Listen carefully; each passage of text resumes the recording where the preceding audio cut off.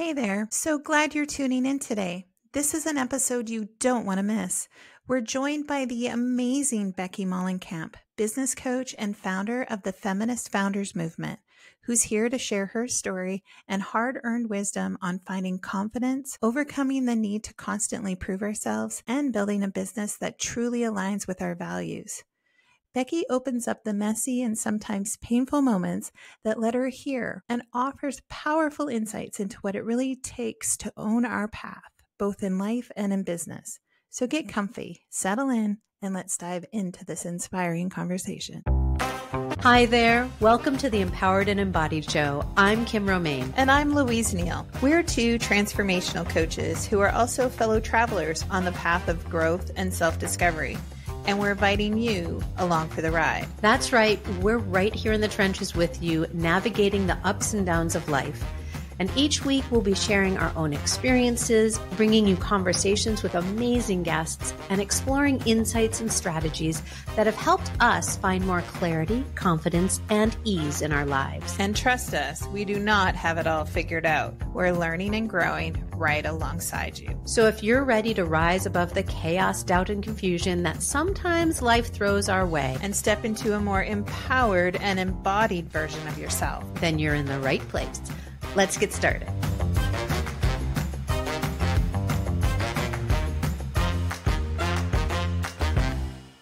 Well, hello, everybody. Welcome back to another episode of the Empowered and Embodied Show. We are so glad you're here. I am Kim, one of our co-hosts, and joined again by my other co-host, Louise. And our wonderful guest, Becky, is here today with us. Becky, we're going to learn all about you in just a minute.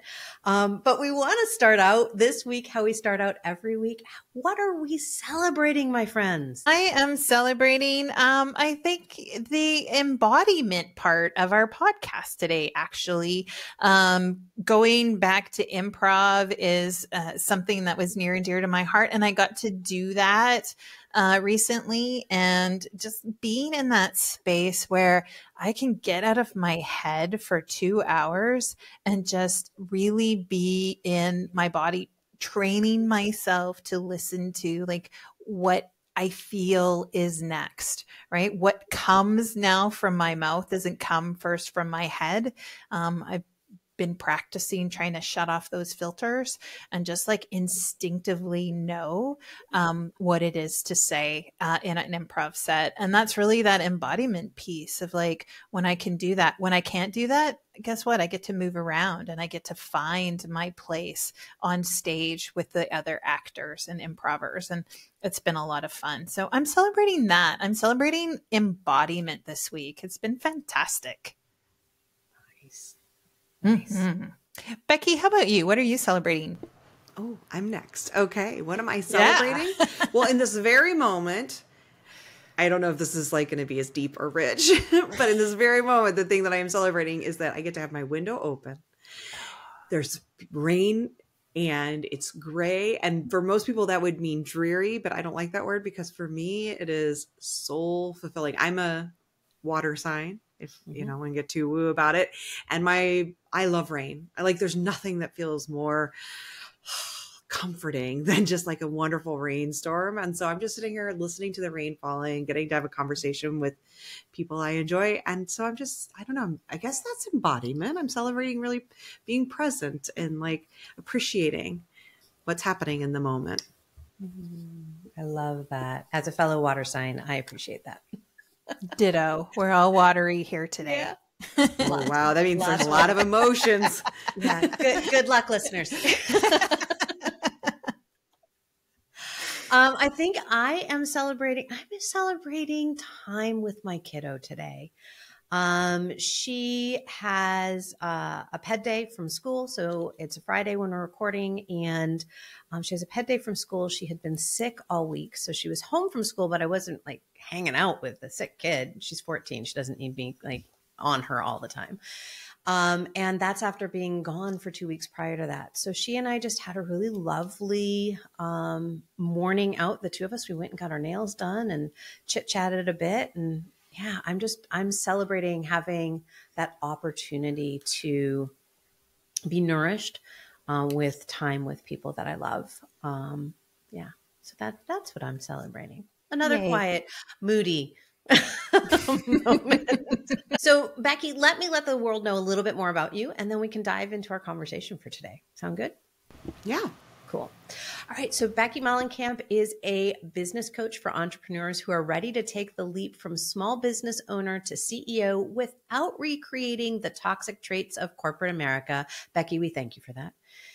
She is founder of the Feminist Founders movement, host of the Feminist Founders podcast, co-host of the Messy Liberation podcast, and founder of the Feminist Podcast Collective, of which we are proud members of. Becky, thank you for all of your service to the feminist movement of the world. We are so glad that you're here with us today.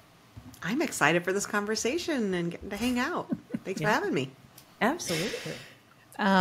Yeah, so lots of like femme empowerment going on over there, Becky.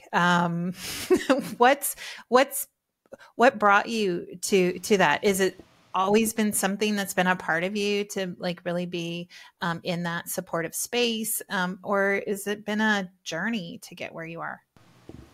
Definitely a journey. I've always been a feminist.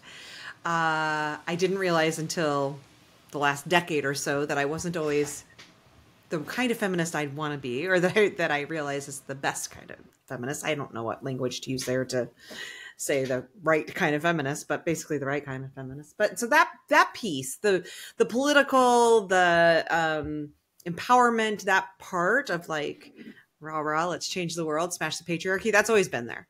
The wanting to help others and support others has not necessarily, not that I didn't want to help others, but my background was actually journalism. So I went down that path to be a journalist. At one point, I thought I was going to be a foreign correspondent covering wars. I'm really glad I didn't go that path, but that was where I thought I would be. And so it really wasn't until my brother died in 2010 of a drug overdose that everything kind of changed for me. I was going through a divorce at the same time. So like my life was totally upended, and it was really an invitation for me to explore, what do I actually want in my life? And through that realized a lot of what I want to do is actually help other people not to have their entire world fall apart before they actually start asking that question, what do I want my life to look like? And so that's what sort of brought me down the path to coaching. And eventually, like through lots of exploration and play and mistakes and failing forward, finally I'm in the place now where I'm like, this is absolutely like where I was meant to be. I love that. Finding those moments where we transition in life, right? You mentioned several different transitions. Can either be those moments where we go, I do not have my shit together. I cannot figure this out. This feels really crunchy. Or it can be that fail forward.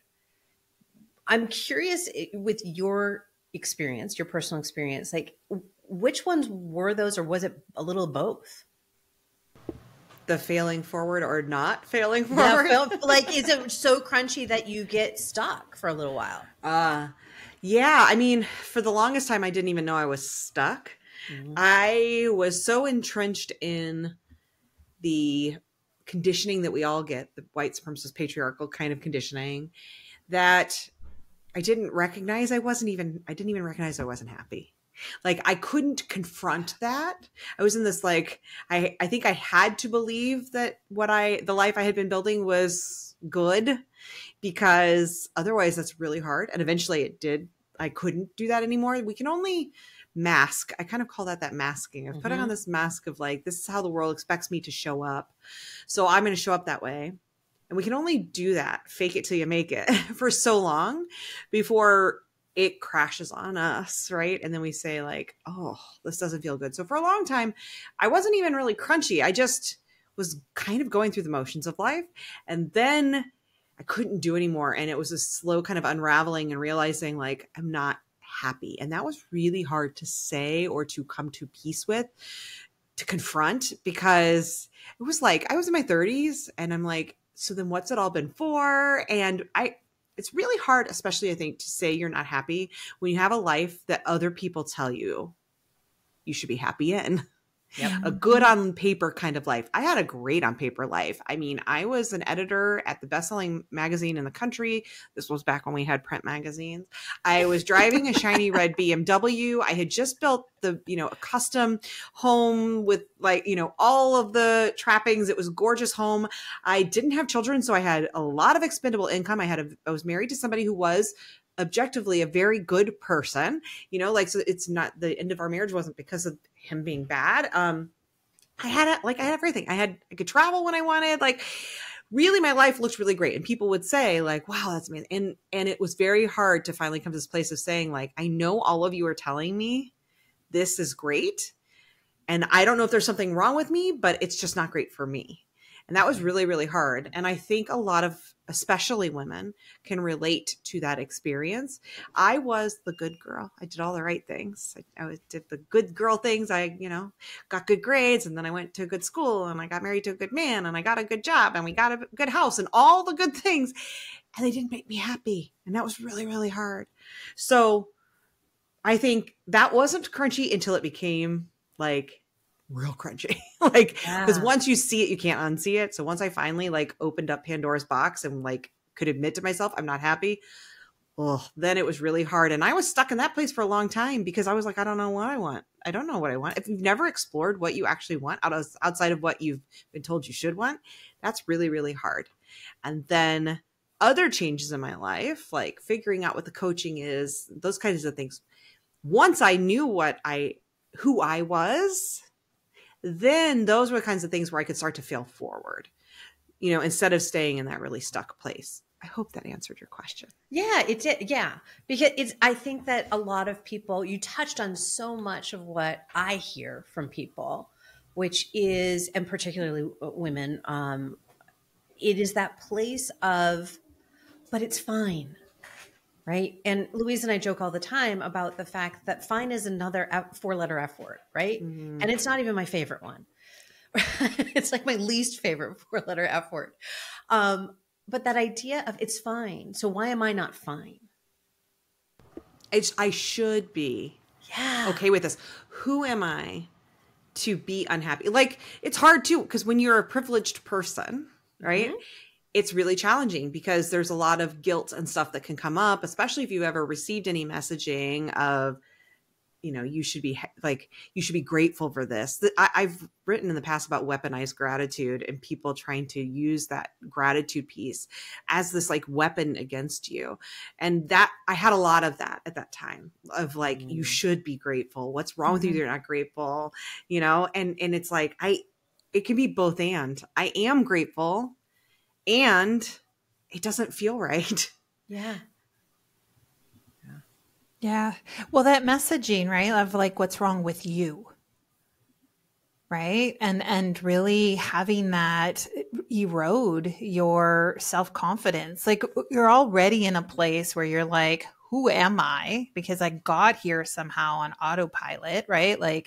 Things worked out. And like you said, the perfect paper life, right? It all looked great. Lots of boxes were checked. And yet autopilot allows us to go forward without really knowing who we are as a driver. And then when we get there and you're finally in a place where it's hey, I need something different over here. I'm not happy. And then society is well, sit down, shut up, because you should be. And then all of a sudden, that confidence, that self-worth, that little bit that you have to be able to try to make a different life or try to step out and get off autopilot, completely erased in a second. For sure. Yeah. I mean, I was definitely in that place, and it's really that's where the stickiness can come in, because you feel it's crippling. It's debilitating to have that kind of experience, because you feel I felt terminally stuck for a long time until I finally was just I think what I ended up doing, and I think a lot of people do this, is forced change to happen, right? So self-sabotaging in ways that make change happen, because it's I can't choose change because I feel too guilty about choosing change. right? Because I should be happy, I should be grateful, all those things. And I lack the confidence to even advocate for myself. So then it's like, well, what can I do to force change to happen? And so for me, and I'm an open book, I've talked about this in the past, I cheated on my partner because it was like, that's going to force change, right? Yeah. And I even if I wasn't consciously aware that's what I was doing, certainly with enough reflection, I know that's what it was, because I made it incredibly easy for myself to get caught too, because it was like, okay, I can't rip the Band-Aid off. I'm going to force somebody else to rip it off. And it was painful, but it was also like, there was this immediate relief of like, okay, finally, like something now it has to change. Like I can't keep hiding. I can't keep stalling. I can't stay stuck. I'm going to make this change happen. And it worked, but then it puts you into this new place of like, oh boy, now what? Right? Like, okay, the change is here. And now what the hell do I do with myself? What do I do next? What can I do? And that was hard because I knew, like, you know, I had spent almost 20 years as a professional writer. I was really good at it. I was very competent in it. And I was also really confident. I knew I was good at it. I hated it. It was soul sucking, but it was also the only thing I felt like I knew. So it was like, oh, holy shit. Now what am I going to do? What comes next? This was the only skill I had. Now, how do I survive? Because now I also don't have a partner's income to help me survive. So it's a scary place to be. So you just used two words, competent and confident. And I think those get muddied a lot of the time. So I'd love to know kind of how you're using those differently. Yeah. And I do think they get muddied a lot. I see it with my clients, and I certainly at that time with myself, because competence is largely an externally driven feeling, and confidence is largely an internally driven feeling. So competence is, I have these skills, and I know I have these skills because I have a degree that tells me I have these skills. External. I have proof that I have these skills. I've worked with clients. They've given me testimonials, blah, blah, blah. External. I know I have these skills because I have metrics that I can measure that show if I do this, then this happens. And so I can see some external data that proves I have these skills, right? That's all that external validation of, yes, you can do this thing. I had a lot of that. And that was great around writing about my experience in that realm. The confidence, though, is what comes internally. No one can give you, they can't hand you confidence, right? So you can get those same testimonials. That might tell you, I know I have the skills to do this thing, but it may not give you the internal feeling of, and I can go tell people about it and they're going to believe me, or I can charge a lot of money for this because it's worth that. Like that's all the stuff that comes internally from your own belief. So confidence is this like internally driven belief. And I had a lot of confidence around writing. And so when you have competence and confidence, you're unstoppable, right? You believe you can go into any space and command, to talk about something, to charge whatever you want, to expect that people will buy it. You'll walk into a job interview and you will nail that job interview. Or if you're self-employed, you will go in and pitch and say, yeah, it's worth this. And they're going to pay it, right? Because you have both. You've got the skills to back up the confidence.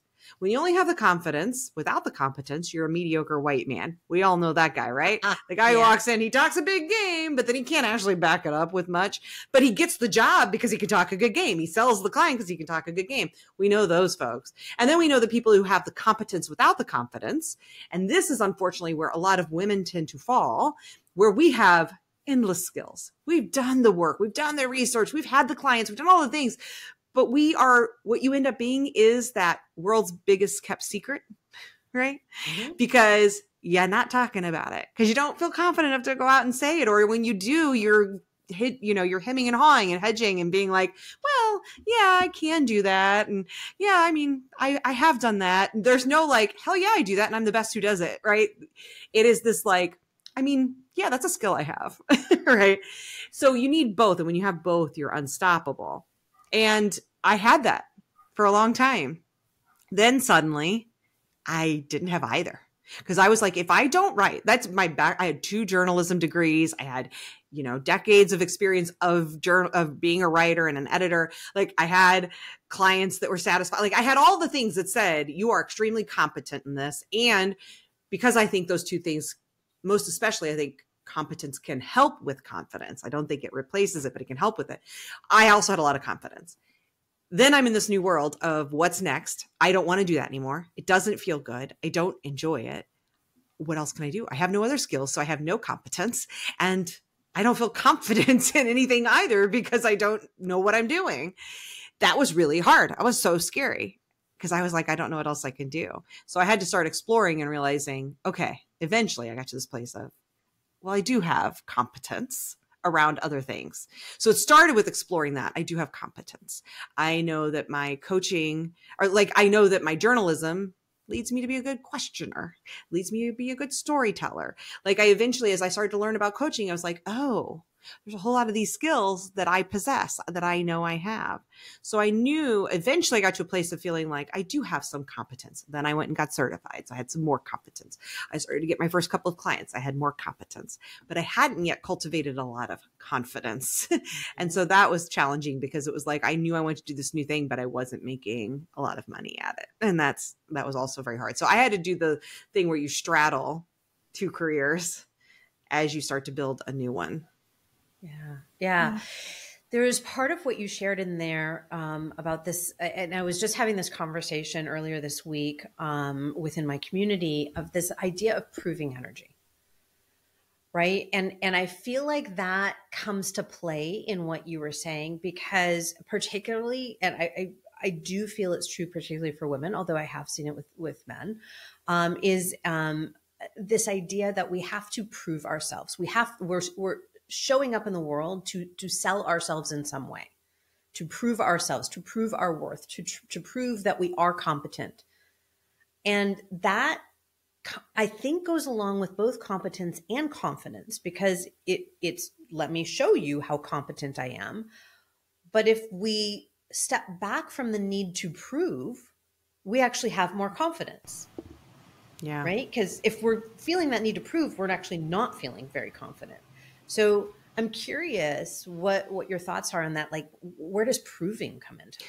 I love that because I think the proving is very much tied up in where we think the external will create the internal. Yeah.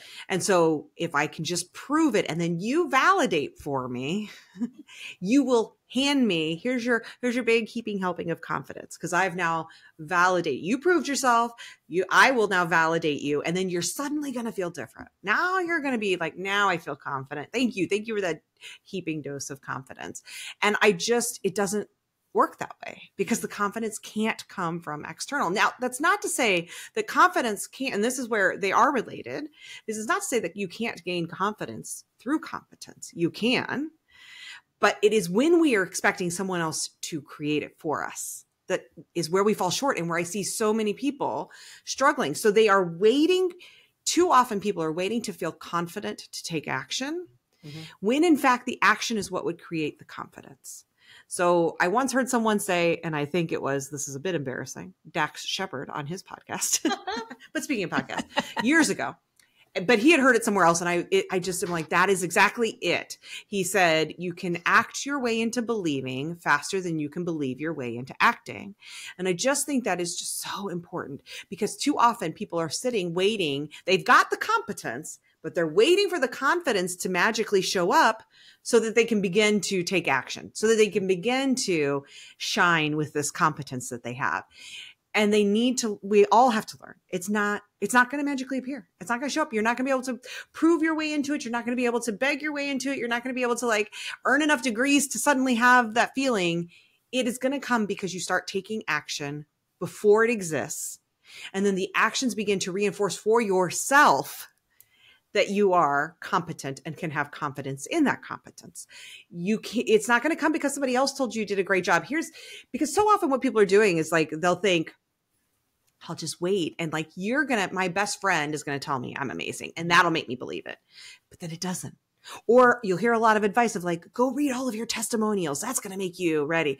And you go and read them all and you think that's awesome. No, I don't feel any more ready. None of the stuff that is externally driven ends up creating that internal confidence. It doesn't work because we're just waiting for it to show up, for someone else to give us the keys, to give us the permission. And we can't. We have to create it for ourselves. And generally the only way to do it, and it's not a lot of fun, is to do the thing scared, do the thing before the confidence is there, and know that you will begin to prove it to yourself. It is when you show up and you do the thing you said you were going to do that you say, I can believe myself. I can trust myself. When you do the thing you said you were going to do that was scary and you survived it, you start to believe, I can be safe in doing this thing. And psychological safety is a big part of that confidence, because the confidence comes from feeling like I can do this thing and I'll be safe. That's why we can walk in the room with our shoulders back, our head high, because we're like, that's that vulnerable position, right? When your chest is forward and out, it is saying, I am so confident that you won't hurt me, that I can be in this most vulnerable position with my heart out and open for the taking. When we talk about our historical, human safety that goes back to our lizard instincts, right? This is a very vulnerable position. When a dog loves you, they'll lay on their back. They trust you, right? So when we have our chest out and open, it's saying, I am confident I can be safe. When we don't have that safety yet, we haven't internally felt that safety, this is how we show up in the room, right? We're showing up like this because we don't feel safe. We don't feel safe enough to be vulnerable.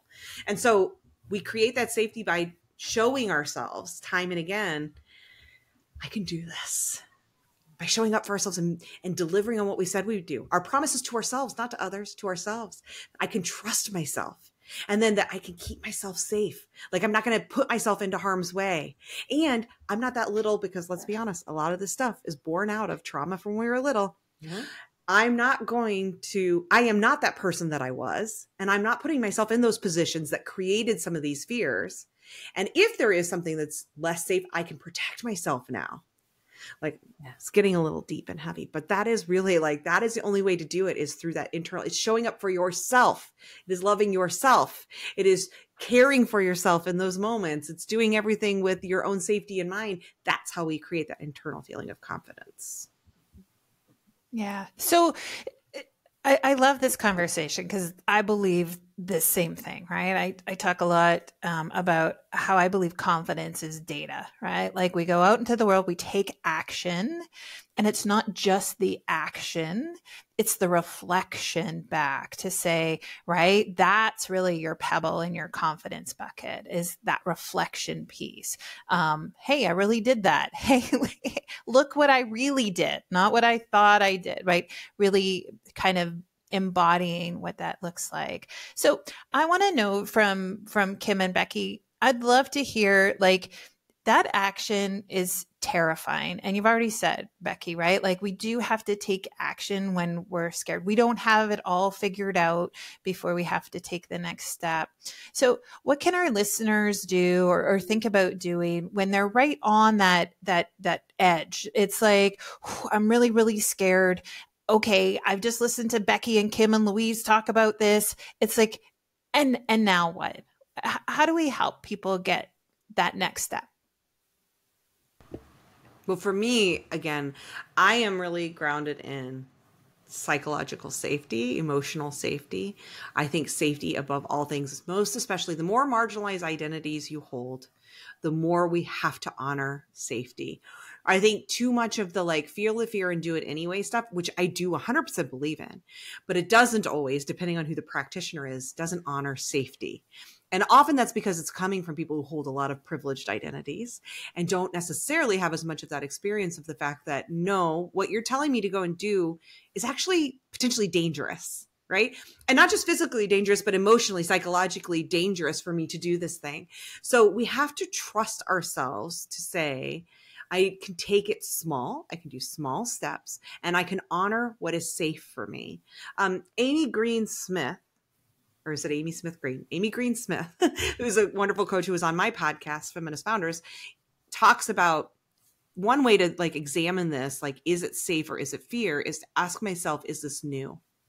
Because often it's just that it's new. So if you've never done it before, you don't actually have any data to say it's not safe. We don't know it's not safe, right? We just are allowing all these past things cloud what's happening now. And that's totally normal and common. So ask yourself, is this new? And if it's new, then okay, how can I approach this? I know I'm scared because all this past stuff is showing up.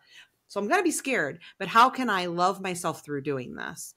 Sometimes, like, I love to ask people, how can you feel resourced to do this? Mm-hmm. So like, I was just working with a client, very nervous about networking. Okay. Has a lot of fear around networking, doesn't feel confident in networking, despite actually having a good deal of competence in networking. Like, as we sat down and looked at the actual data, she's done it many times. There's all this proof she can do it, but internally she's not feeling it. And as we examined, there was some psychological stuff, some trauma that goes way back, totally unrelated. So that's real. We have to honor that real stuff. And then it's like, okay, we have lots of evidence that this is not that, right? So we know this is just because it's a new situation. It strikes up some of that stuff from before, but you're now a much older person. You can take care of yourself. But what do you need to do to be resourced? So we came up with a list of like 5 or 6 things that were going to help. Researching before she goes in so that she feels like she's got information. She's feeling like she has she knows who she's going to be talking to. Writing a little script that in her mind, she's got the script she can use, something to fall back on if she's starting to feel like, I don't know what to say here. Enlisting a support from her husband, who is going to be at the event with her, to hold her hand and to like remind her she can do this, to kind of be her her cheerleader.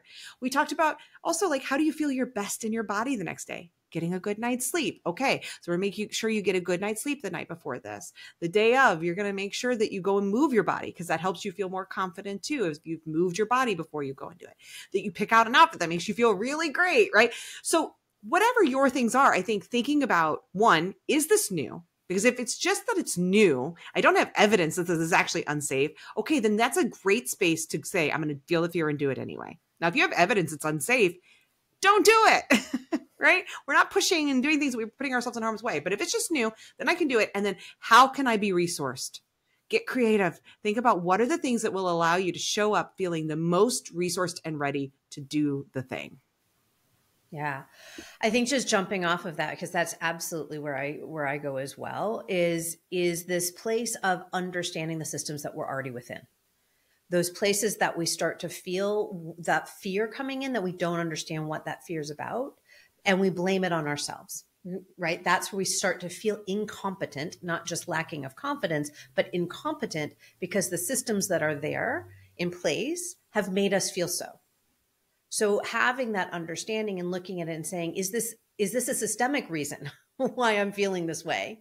Is this something real to me in terms of like, this is something that exists because of me? Did I bring this into the world? And how do I want to interact in that space? Is it because I'm being told, right, that I need to take this step? Because that's very often too, is we get to that growth edge and we say, okay, well, everybody else is taking the leap. I have to figure out how to do it. Do you? Is that right for you? Is it right to do it in this way? How well do you understand yourself first? And how well do you understand the systems that you're already operating within? Because I think those two things go a long way, the understanding of both of those, the self and the systems, to being able to take those steps in a way that feels aligned and right for us. Just because everybody's going to the networking event doesn't mean you need to go to the networking event if that is not what is going to serve you in who you are, right? There are other ways to create business. Yeah. And so having that opportunity to know self and know systems, I think is where I would jump off from there. I love that. I mean, systems, I'm a big fan of talking about like the systems. And I think another great way to think about that too, of like, is this real or is this a systemic thing? Mm-hmm. Is like that age old question of like, what would the mediocre white man do? What would a mediocre white man do here? Because that can also help to pull back some of that to say like, is this really because I'm not ready or because I lack competence or any of the things? Or is this truly just because society, the systems have put me in this place of believing I can't do it? One place this comes up a lot is like, and we hear a lot about, is around applying for jobs where men, it's very, the stats are out there. Women don't apply for a job unless they meet like 90% of the criteria, and men will apply if they meet something like 30% of the criteria. Right. So when you're looking at a job saying like that, feeling that fear of like, should I do this thing? Maybe I'm not feeling confident about applying for this job. What would the mediocre white man do? Well, he would do it. He would apply.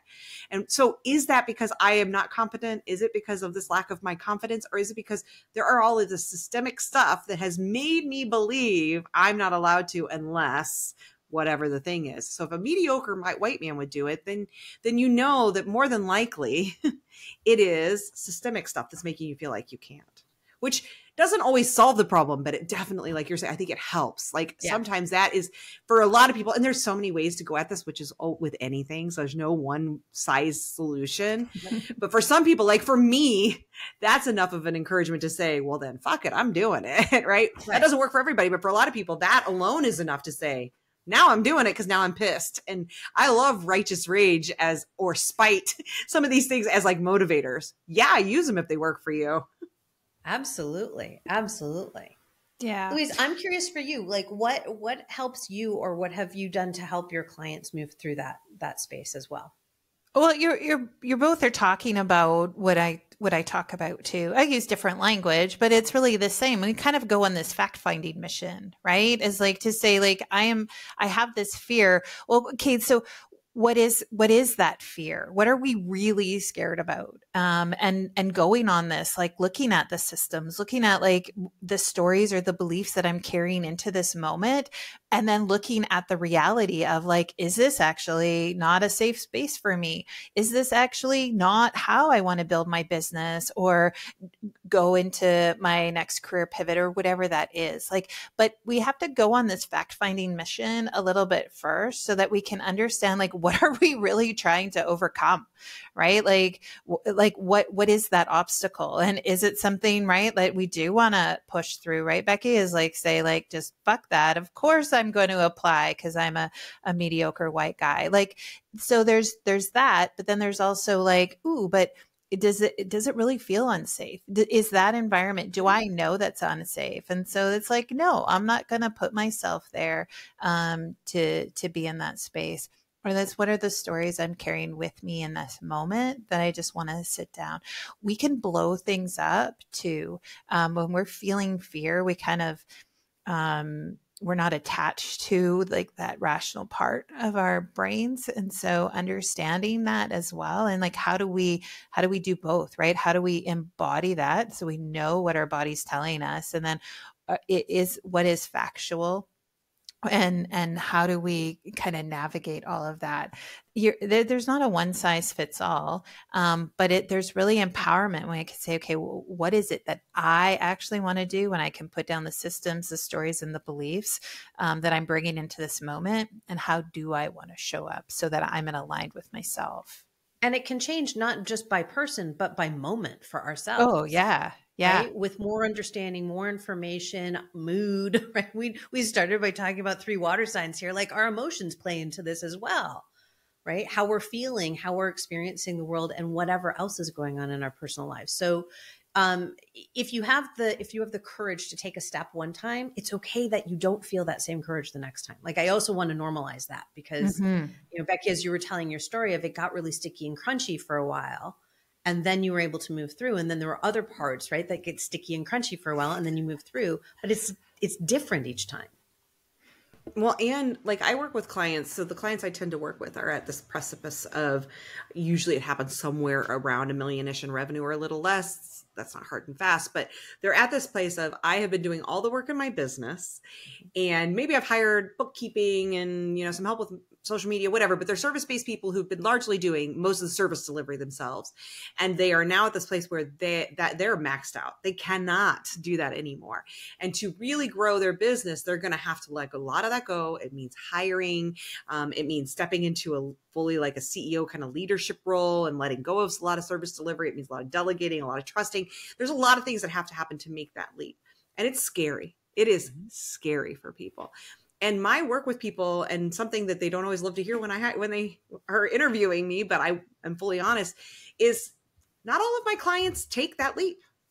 Some people, we work together and then we do the work and they understand what's going to, once they start to like let go of just the way it has to be and start to imagine what it could be if it was aligned with their values and all of that, they see a path forward that actually looks like it wouldn't be so horrible, right? But some of them say, you know what? Now I know, like in the past, I had all these stories about what it had to be or what it was going to be. Like you're talking about stories, Louise. And now that I actually have, like, I've got a plan, I know what it can be. I know it could actually be something I can do. I now have the confidence I could do it. I don't want to do it.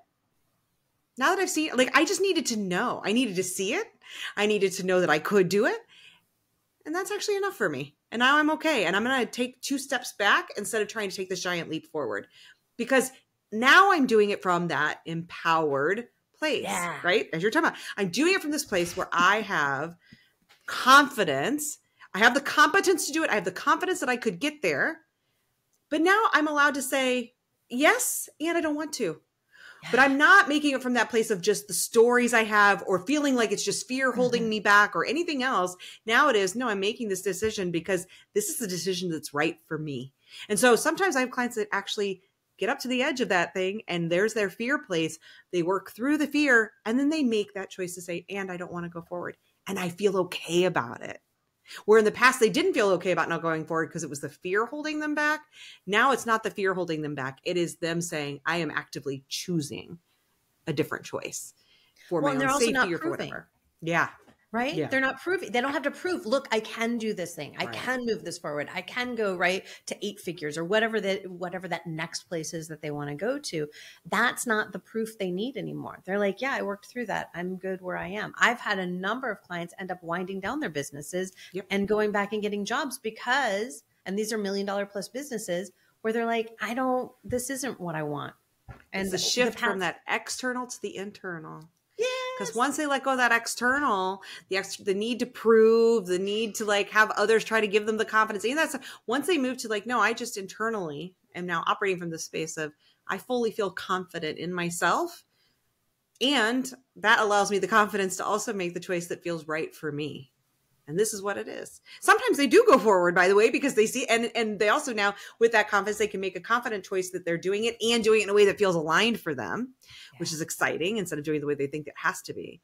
But yeah, I like that idea of like, sometimes we also have to honor that the choice isn't the scary thing. But the difference is when you're making that choice in an empowered way that is coming from an internal decision of confidence versus that external proving or whatever. Yeah. You want to say. Yeah. Beautiful. So this has been such an amazing conversation. And I know we could continue talking about it forever and ever. And we do, because we do this all day, every day with our clients.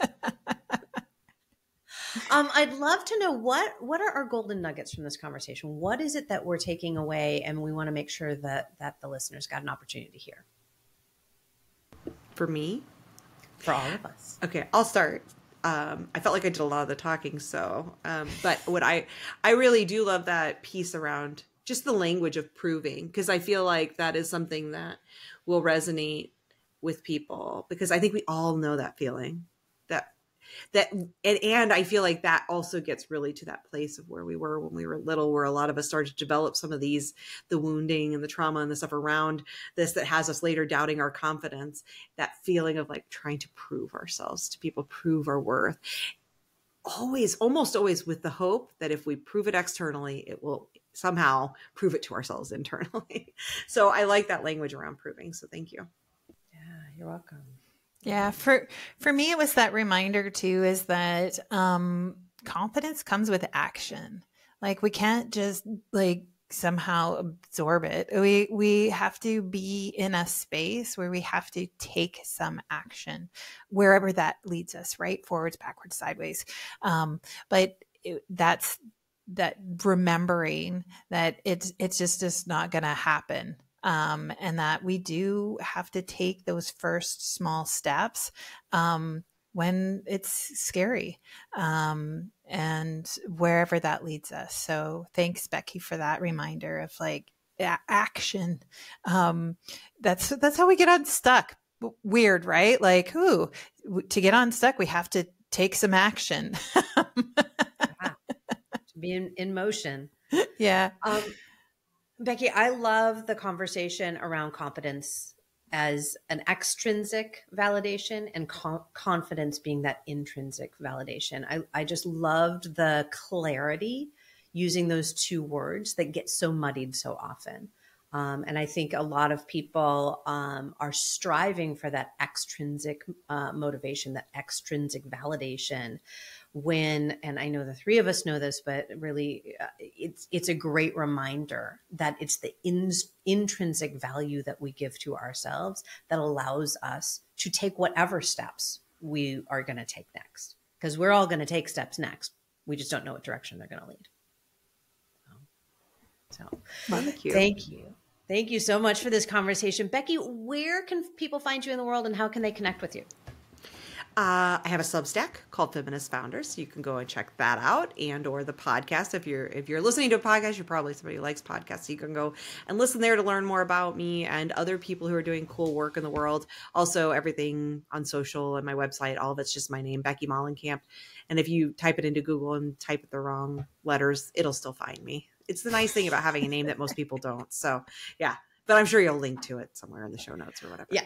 All the show notes will be there, but we wanted you to give voice to it, because that giving voice, it has a different energy to it. Louise, what do you have coming up in the world? I'm sure I have something coming up in the world. It's not like I don't know what's going on. I do. But you can this every week. You can find out more about me on my website at louiseneal.com and check out what kind of special bonuses I have for our listeners here today. Kim, how about you?